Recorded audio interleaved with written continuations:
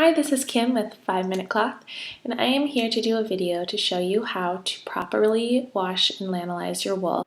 Okay, so I start by filling my sink with lukewarm water. You don't want it too hot or too cold or it could felt the wool. Next, I add 2 to 3 pumps of the Unicorn Fibre Wash to the water. This is awesome and can get out almost any stain. Next, I just mix up the water and soap so it makes suds. And then I make sure I turn my wool inside out and place it into the lukewarm water.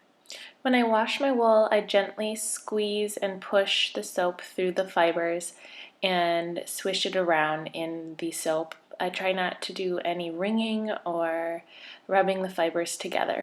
Okay, so after letting them sit in the water for about 20 minutes, I take them out, and if the water is super dirty, I'll repeat the process, and if not, then I will just continue on. Sometimes you'll notice that the water is tinted the color of your wool, and that's completely normal, especially different water types are more prone to bleeding. Now you want to rinse out all the soap that's in the wool, otherwise it won't lanolize properly. And you want to make sure that the water is lukewarm and matches the temperature of the wool.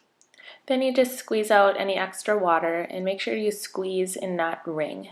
Okay, now we're on to the lanolizing process, and you can do all of these steps on making the lano mix while your wool is soaking, or you can just do it afterward. Okay, so first you start by boiling about a cup of water. You can use the microwave or the stovetop or a tea kettle. I use now Lanolin, and I just got it from Amazon. It's 100% pure solid lanolin. I add about a teaspoon to a tablespoon of the lanolin to the hot water. And I just use an old jar to do this in, and I use the same jar every time. So just stir the lanolin until it has melted. The next step is to emulsify the lanolin, which is the process of getting the lanolin to mix into the water. I use the Be Green Naturals emulsifying cubes to do this. Some people use loom cubes or just plain baby soap. I like the emulsifying cubes because you just drop one in and it makes a perfectly milky bath every time. So you want to stir this really well until the emulsifying cube has totally melted and the water is now milky white. You may need to use another cube if you use too much water or too much lanolin. You can tell if you need another cube if when the bubbles settle, there is still like a yellow film on the top. That means all the lanolin hasn't totally emulsified into the water. The next step is to cool down the lanolin mixture, and you can do this by adding ice cubes or just waiting for it to cool down. Next, you add hot water to your bin. I use a shoebox sized plastic container. I choose to use that instead of the sink so that my sink doesn't get sticky with lanolin and that my drains don't get clogged up with lanolin. Now I add my lano mixture to the hot water. You want to make sure that the water in the bin is warmer than the lano mixture.